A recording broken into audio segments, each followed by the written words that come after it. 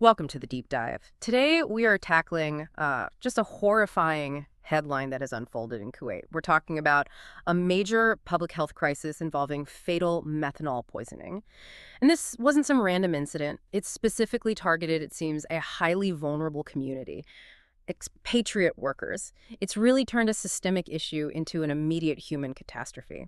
So our mission here is to move beyond just the breaking news alerts. We need to quickly unpack the immediate human tragedy. We also need to understand the critical health consequences of this specific poison, methanol, and crucially, look at the underlying socio-legal context, the black market that allowed this terrible event to happen. Okay, let's unpack this. Yeah, the initial data it's brutal. It really sets the severity immediately. Sources are confirming a deadly outbreak of toxic alcohol poisoning. Yeah. And it's already claimed the lives of 13 Asian expatriate workers. That's the count so far. But the crisis, it doesn't end there. The scope is much wider. We're looking at 63 confirmed cases, all linked to consuming this methanol-contaminated alcohol. And the sources are quite careful to identify the victims, which I think is critical for context here. We aren't talking about generalized poisoning across the population. We're talking about construction workers, labor workers, people who, well, they form the backbone of the economy, but often lack the same legal and social safety nets as permanent residents. That vulnerability, it seems, means they're often the primary targets of these illicit, dangerous markets. Precisely. And that concentration of cases among the labor community has placed an enormous, immediate strain on the medical system there. Right. Let's focus on that strain. The human toll, the immediate health impact. This wasn't just bad moonshine, was it? This was industrial poison. When we look at the raw numbers of those hospitalized, what's the most alarming data point you see regarding their current status? The numbers are, frankly, harrowing, even for experienced emergency response teams. So, of the 63 patients confirmed, a large portion are fighting for their lives right now. We know 31 patients are currently in critical condition. That means they require mechanical ventilation just to maintain basic life functions. Wow. Over half of all confirmed cases needing life support. That really tells you something about the speed and the virulence of this particular poison. It really does. And the data gets even more focused when you look at specific organ damage.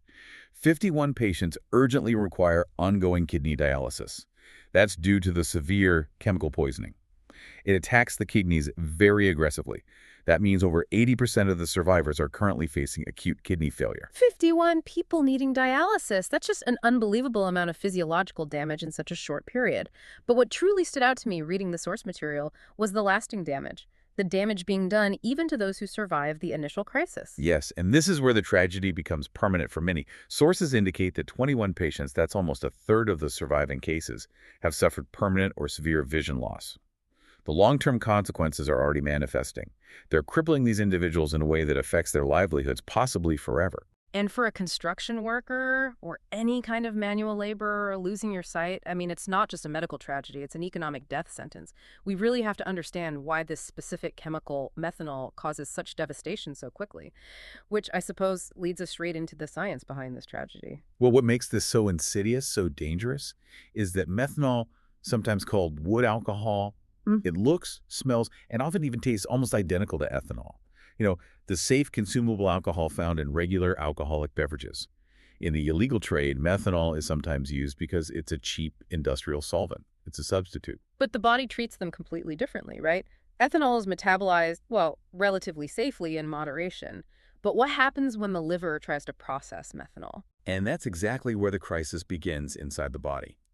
Instead of processing it into harmless byproducts like ethanol, the liver converts methanol into highly corrosive toxins, most notably formic acid. You can almost think of formic acid like battery acid being slowly introduced into your bloodstream. It's incredibly damaging. And once that conversion starts, the symptoms follow this terrifying, rapid trajectory.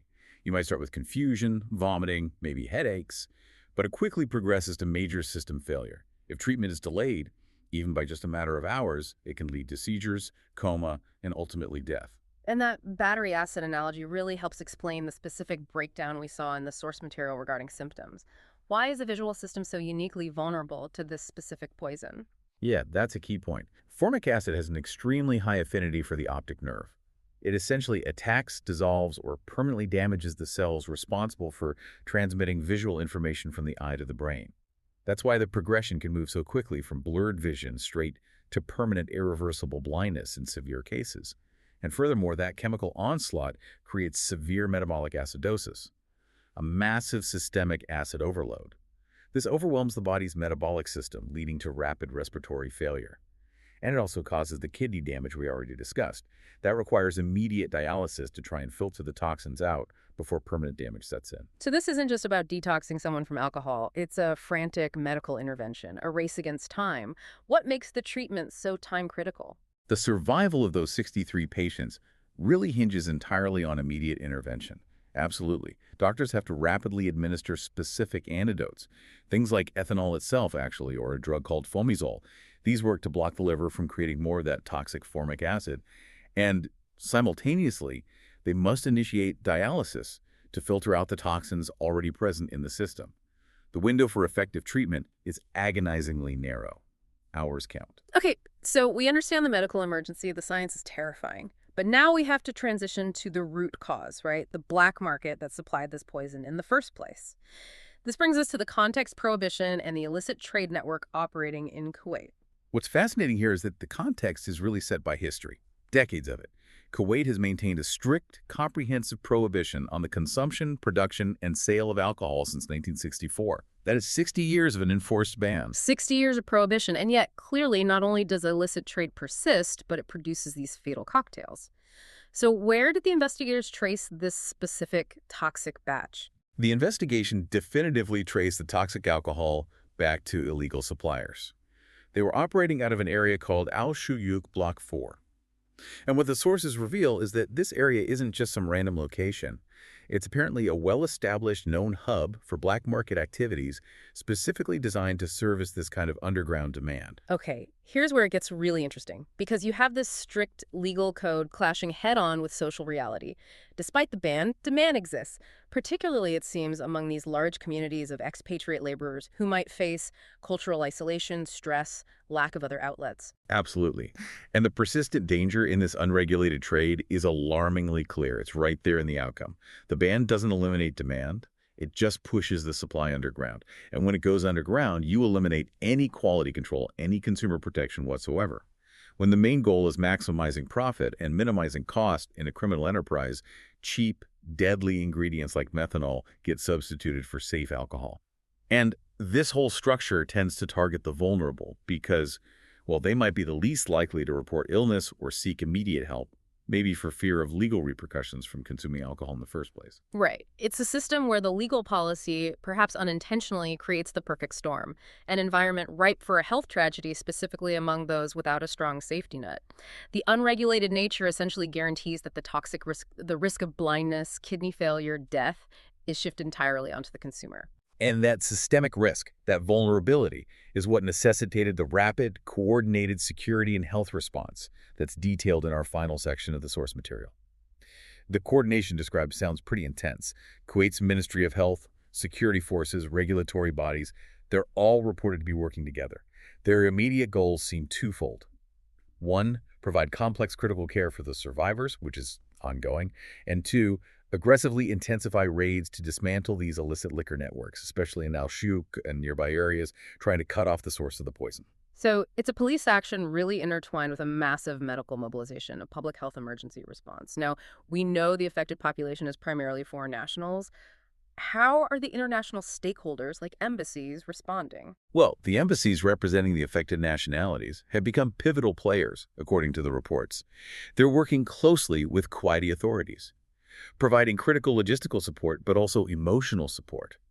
They're tasked with assisting the families, both of the deceased and those hospitalized, helping navigate, complex bureaucratic hurdles, and trying to ensure the victims receive sustained long-term medical treatment, which, given the dialysis needs and the vision loss, is going to be extensive and costly.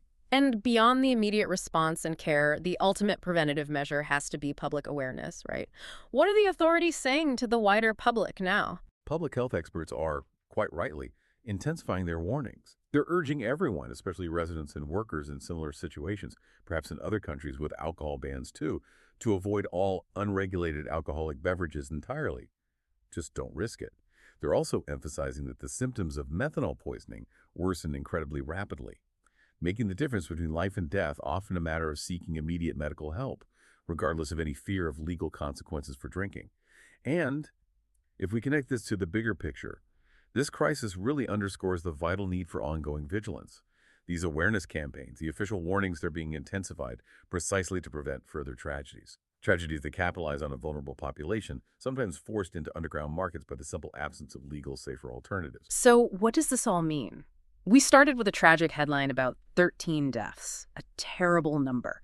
But our deep dive has moved us, I think, to understand this complex interplay between a specific industrial poison, critical public health systems stretched to their absolute limits, and these ongoing black market dangers that seem fueled, at least in part, by 60 years of prohibition. It's really a tragedy layered with profound systemic and social issues. Exactly. And the key takeaway for you, the learner listening to this, is probably this. This incident provides a really sobering look at the severe, often overlooked consequences when strict legal policy intersects with the messy reality of underground commerce. The results tragically and disproportionately impact those labor workers who may lack the strongest legal or social safety nets. It effectively makes them disposable targets for criminal suppliers cutting corners with deadly substances. And our source material leaves us with a final, truly provocative thought to consider. It says the incident has shown a spotlight on the persistent dangers of unregulated trade. So we have to ask ourselves, how do these underground economies, these markets, created sometimes by the absence of legal, safe options, how do they effectively shift all the risk of blindness, kidney failure, or even death? Shift it entirely onto the most vulnerable members of society who might just be trying to cope with difficult circumstances. Definitely something profound to mull over as we close out this deep dive. Absolutely. A very heavy topic today. Thank you for tuning in for this deep dive. We'll see you next time.